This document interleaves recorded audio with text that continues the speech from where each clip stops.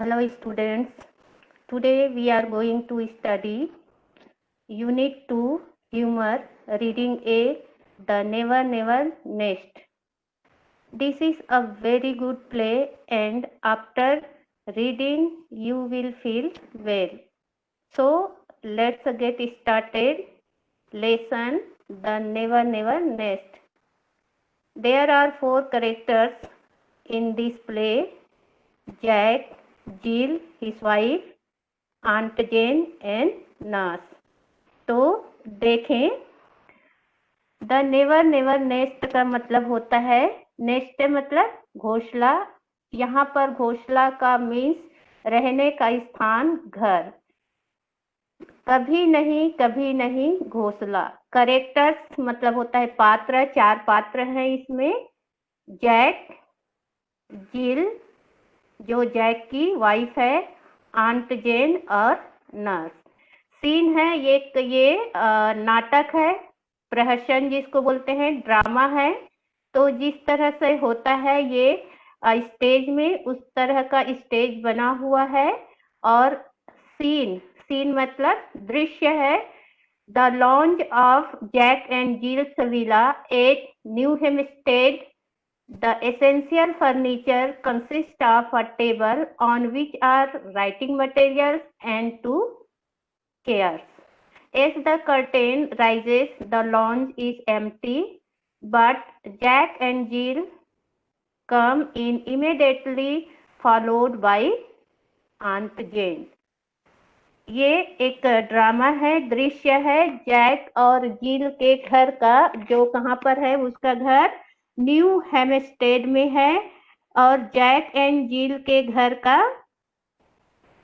बैठक रूम का दृश्य है। बैठक रूम, लॉन्ज मतलब होता है बैठक कक्ष। और वहां पर आवश्यक जो फर्नीचर रखे हुए हैं, जिसमें एक टेबल है और टेबल पर लिखने की सामग्री जैसे पेन, पेंसिल, पेपर्स रखे हुए हैं और 2 चेयर्स है। और जैसे ही बैठक का पर्दा खुलता है तो बैठक क्या है, खाली है। द लॉन्ज इज एम्प्टी मतलब खाली है बैठक। किंतु जैक और जिल शीघ्र ही, इमीडिएटली मतलब शीघ्र ही आते हैं और आंट जेन उनके पीछे पीछे आती है। तो अब देखें जिल क्या कहती है। तो जिल कहती है and this is the lounge, और यह है।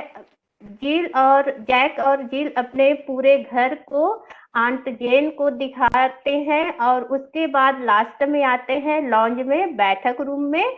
तब जिल बोलती है and this is the lounge, और यह हमारा बैठक कक्ष है। Aunt Jane, charming, such a cosy little room and such pretty furniture. बोलती है आंट जेन कि बहुत ही चार्मिंग मतलब आकर्षक, बहुत ही आकर्षक है। और एक छोटा, सचमुच में कोजी मतलब होता है मतलब छोटा, रूम बने कक्ष। सचमुच में एक आरामदायक छोटा कक्ष है यह। एंड सच प्रीटी फर्नीचर, और इसमें जो फर्नीचर है वो बहुत सुंदर है। Jack modestly, we like it, you know, handy place to sit in and listen to the radiogram. ये बोलते हैं कि यह हमें क्या है, पसंद है।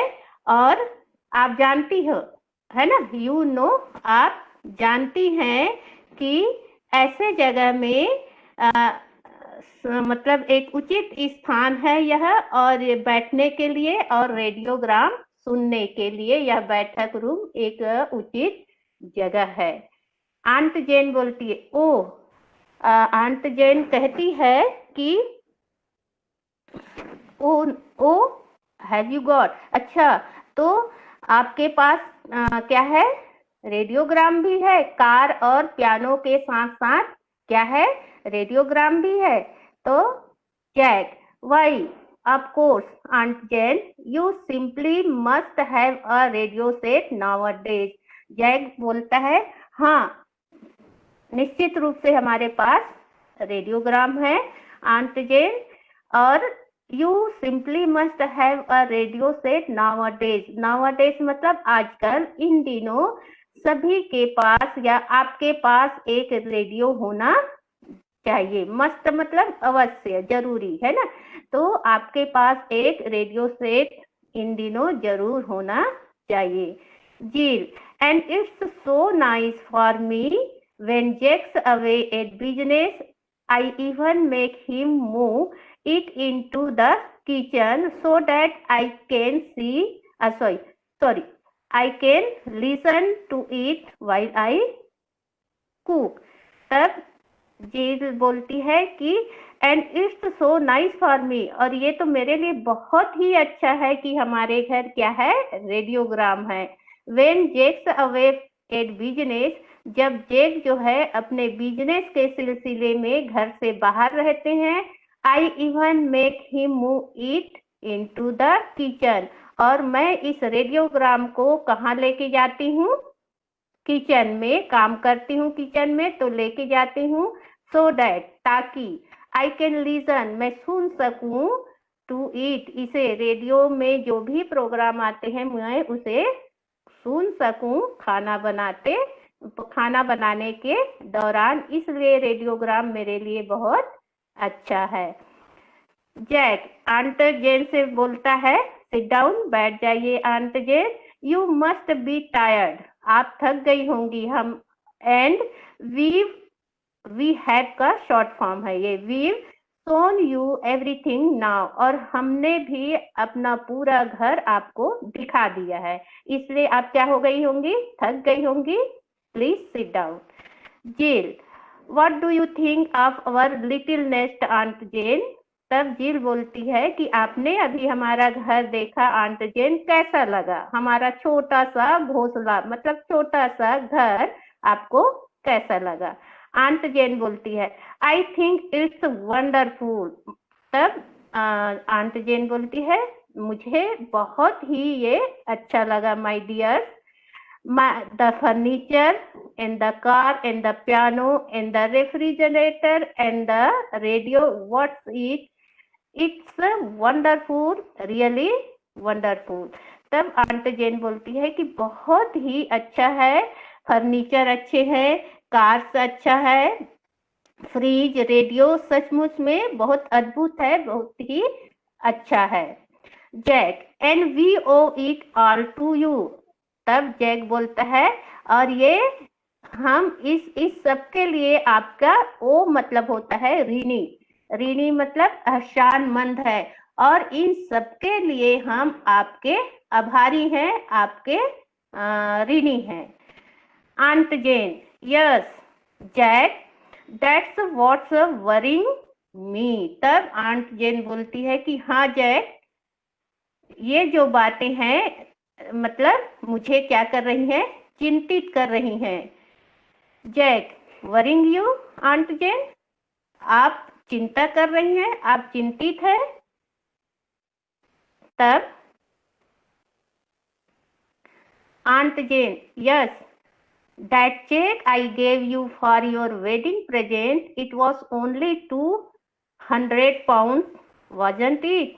I didn't put 2000 by mistake। तब आंट जेन बोलती है कि वह चेक, हाँ मैं चिंतित हूँ, वह चेक, वो चेक जिसे आई गेव यू, जो मैंने तुम्हें दिया है तुम्हारे शादी के प्रेजेंट में, शादी के तोहफा के रूप में, वो कितने का था, 200 पाउंड का। 200 पाउंड का था ना, ऐसा पूछती है। कहीं ऐसा तो नहीं कि मैं 200 पाउंड लिखने के जगह में बाई मिस्टेक गलती से 2000 मतलब 2000 पाउंड तो नहीं लिख दिया।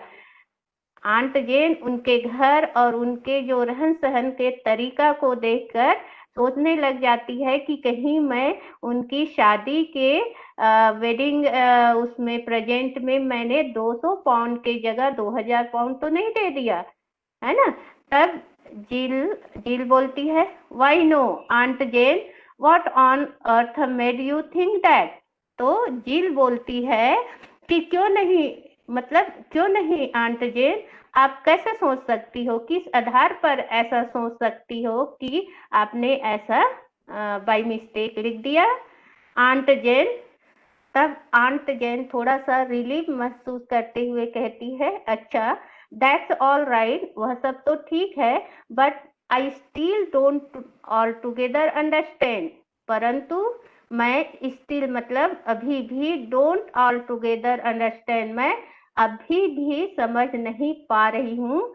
दिस हाउस, यह घर, इट्स वेरी लवली, बहुत प्यारा है, but doesn't it cost a great deal for rent, लेकिन यह इसका मतलब किराए के लिए यह बहुत ही क्या है, महंगा होगा यह घर, क्योंकि घर बहुत बड़ा है।